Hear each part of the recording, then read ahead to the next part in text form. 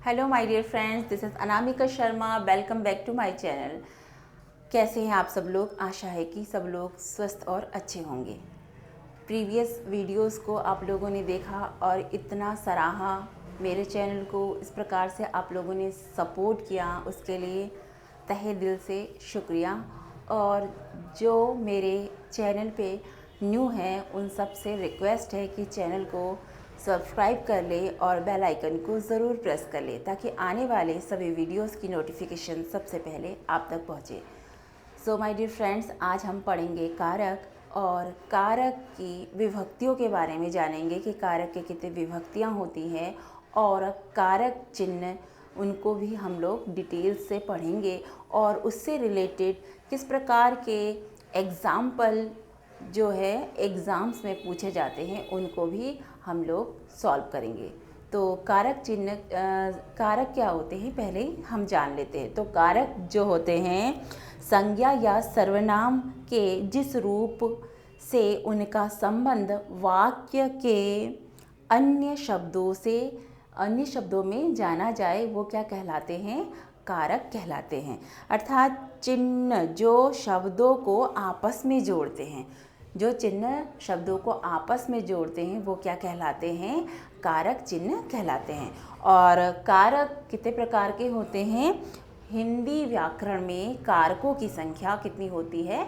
8 होती हैं। ठीक है, और कौन कौन से होते हैं वो देख लीजिए आप लोग, और इन्हें भी आप कारक चिन्हों को भी नोट डाउन कर लीजिएगा ताकि आने वाले जो भी मैं एग्जाम्पलों के द्वारा क्वेश्चनों को सॉल्व करना सिखाऊंगी तो उसके लिए सबसे पहले आपको कारक चिन्हों को याद करना बहुत ही ज़्यादा ज़रूरी है।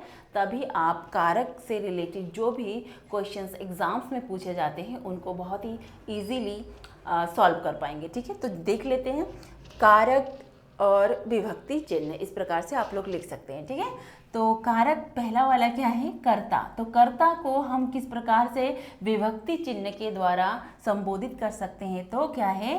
कर्ता ने कर्म को, और करण से, इसमें से तात्पर्य है के द्वारा। ठीक है, और संप्रदान के लिए अपादान से अलग होने पर, अर्थात ऐसी कोई क्रिया जिसमें अलगाव की भावना आ रही है वो क्या होता है?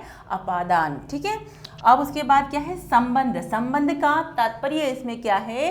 का, की, के, मतलब इस प्रकार के हम आगे एग्जाम्पल देखेंगे उससे आप और भी अच्छी तरीके से समझ पाएंगे। अब देखिए अधिकरण। तो अधिकरण में पर, में और पर, ये दो चीज़ है, जैसे किसी चीज़ के ऊपर। ठीक है, और संबोधन में अरे और हे, जैसे अरे ये क्या हो गया? हे राम, ये क्या, ये क्यों हुआ? इस प्रकार के वर्ड्स इसमें आते हैं। ठीक है, तो इससे रिलेटेड कुछ उदाहरणों के द्वारा हम लोग समझते हैं। जैसे कि अगर हम इसको वाक्य प्रयोग करते हैं कर्ता का, तो मोहन ने लड्डू खाया, तो इसमें देखिए क्या हो रहा है? ने हो रहा है। आज हम लोग सिर्फ इसे समझेंगे और विस्तार से जो नेक्स्ट वीडियो आएंगे तो हम ज़्यादा से ज़्यादा एग्जाम्पलों को सॉल्व करेंगे ताकि हमें एग्ज़ाम में जब भी ये क्वेश्चन आए किसी भी प्रकार की डिफ़िकल्टीज ना आए और हम क्वेश्चनों को इतनी अच्छी तरीके से सॉल्व करके आए कि जितने नंबर के ये कारक आए और उन मार्क्स को अचीव करने में हमें किसी भी प्रकार की कोई डिफ़िकल्टीज ना आए। तो ठीक है, हमने देखा क्या है? कर्ता का जो विभक्ति चिन्ह है वो क्या है? ने। तो क्या हो गया? मोहन ने लड्डू खाया, या मोहन ने समोसा खाया, या मोहन ने किताब पढ़ा। तो ने आ रहा है विभक्ति के चिन्ह के अंतर्गत, तो ये क्या हो गया? कर्ता कारक। ठीक है, इसी प्रकार से कर्म को, कर्म का क्या है विभक्ति चिन्ह? को है। तो को है, तो मोहन को सोहन ने किताब दी, तो मोहन को सोहन ने क्या की? किताब दी। तो इसमें क्या हुआ? को विभक्ति चिन्ह लुप्त हो रहा है। तो और ये क्या है? ये चिन्ह जो है आपस में दो वर्डों को, दो सेंटेंस को जोड़ रहा है। ठीक है, उसी प्रकार से हम देखेंगे करण। तो करण में है से, अर्थात के द्वारा, ऐसा से जिसके द्वारा, जैसे कि सीता के द्वारा रामायण पढ़ी गई, तो क्या हुआ? के द्वारा, उसके द्वारा क्या हुआ? कार्य को संपन्न किया गया। उसी प्रकार संप्रदान, संप्रदान के लिए, माँ ने मोहन के लिए खाना बनाया, तो इसमें क्या हो गया, के लिए आ रहा है, ठीक है। इसी प्रकार से देखिए अपादान, तो अपादान मैंने पहले बताया था प्रारंभ में, से अलग होने पर, अर्थात अलगाव की भावना जहाँ पे आती है वो क्या होता है, अपादान। जैसे पेड़ से पत्ते गिर रहे हैं, छत से बच्चा गिर गया है, मेज से पेन गिर गया है, राम के हाथ से आइसक्रीम गिर गई, तो क्या हो गया, ये अपादान, अर्थात एक दूसरे से अलगाव की भावना आ रही है। इसी प्रकार से देखिए संबंध, संबंध का तात्पर्य है का, की, के, उसका, उसकी, उसके, इस प्रकार के वर्डों का प्रयोग होता है। तो क्या हो गया, अगर संबंध का, हम राजा का, राम राजा का पुत्र है, तो सीता की किताब रेखा ने ली, इस प्रकार के शब्दों का जो है प्रयोग संबंध कारक के अंतर्गत आता है। इसी प्रकार से देखेंगे अधिकरण, अधिकरण में क्या है, कारक चिन्ह में पर, अर्थात कह सकते हैं कि किताब मेज पर रखी गई है, अर्थात इस प्रकार के शब्द, जैसे कि किसी चीज के ऊपर कोई चीज रखी गई है, जैसे कि छत पर कबूतर बैठे हैं, इस प्रकार के सेंटेंस, अर्थात पेड़ पर कौवा बैठा है, इस प्रकार के सेंटेंस किस में आते हैं, अधिकरण में आते हैं। अब लास्ट जो है वो क्या है, संबोधन कारक। संबोधन अर्थात हम किसी को जब संबोधित करते हैं, ये हम लोग सीधे सीधे समझ पा रहे हैं, जैसे अरे, हे।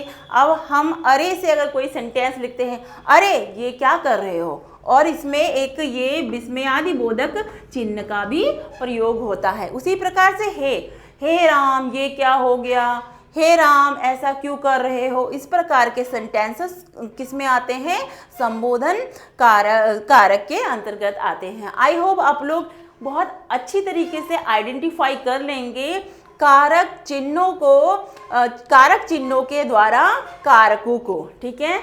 तो कारक मैंने क्या बताया आपको, कारकों की संख्या कितनी होती है हिंदी में, 8 होती है। कौन कौन सी होती है, कर्ता, कर्म, करण, संप्रदान, अपादान, संबंध, अधिकरण और संबोधन, ठीक है। और इनके सामने मैंने विभक्ति चिन्हों को भी लिख दिया है।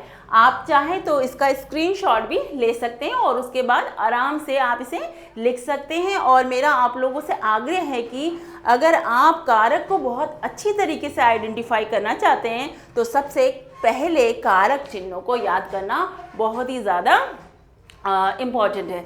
बिकॉज कारक चिन्ह अगर आपको नहीं याद होंगे तो आप लोग क्वेश्चन को अच्छे से सॉल्व नहीं कर पाएंगे।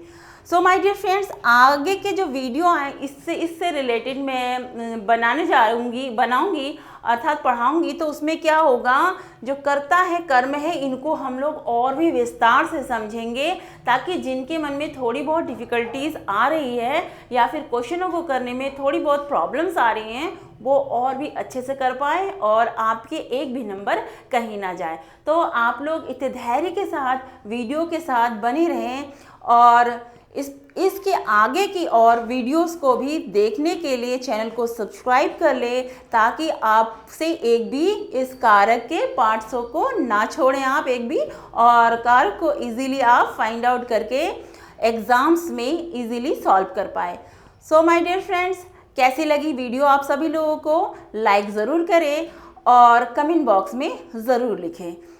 इस प्रकार मेरे चैनल से जुड़े रहें, पढ़ते रहें और आगे बढ़ते रहें। Thanks for watching.